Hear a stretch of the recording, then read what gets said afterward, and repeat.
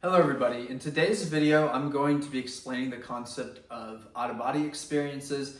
And in order to do that, I'm going to use an example of one of my own that I had, probably the most profound because it was one where I felt very conscious and in control, but I'm going to explain the reason behind why there really isn't too much of a point to have an out-of-body experience.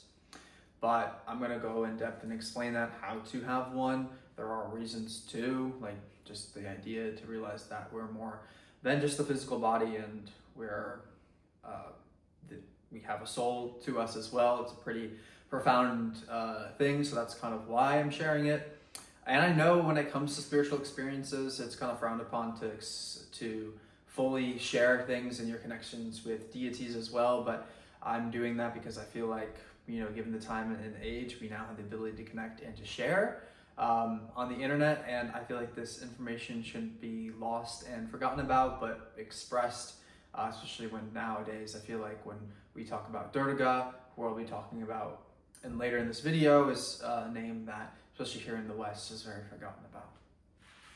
All right, now, this whole experience began one night, and it was the summer of 2024. I believe it was around July, August time.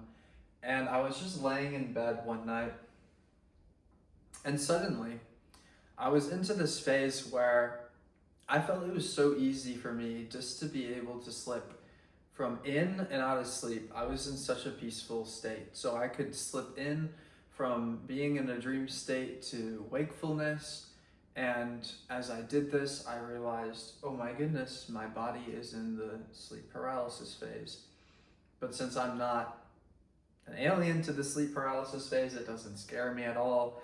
I just relax into it. And that's why I was kind of slipping in and out of dreams, is because I realized when you're in that sleep paralysis state, it makes it very easy to do so. It makes it very easy to become loose in your dream and be aware that you are dreaming.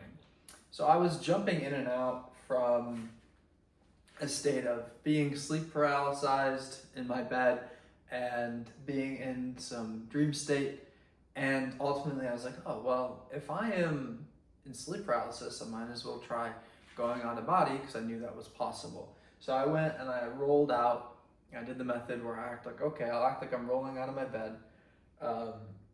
Careful to do this, that you don't actually roll off and hit the ground. But I did that. I rolled off out of body, and I was there, kind of floating, levitating just like this out of body. My physical body's here, but my consciousness is outside, and it feels like this. It feels just like vibrations everywhere. But I realized, I was like, what's the point of doing this? And doing this felt like I was taking up a lot of energy just by projecting myself out of body. And I was like, well, what if I just rested into it? There's not much I can really do. I don't really know how to move around in this state anyways. So I decided to settle more into my body. That is, my consciousness went back more into the body. And I started just to surrender into the feeling. And when I did that, it opened up this space that when I jumped back into that dream state, it was a state where I realized that I could create my surroundings and create what was around me. And so with all the will that I had, I tried and I attempted to create the universe and space.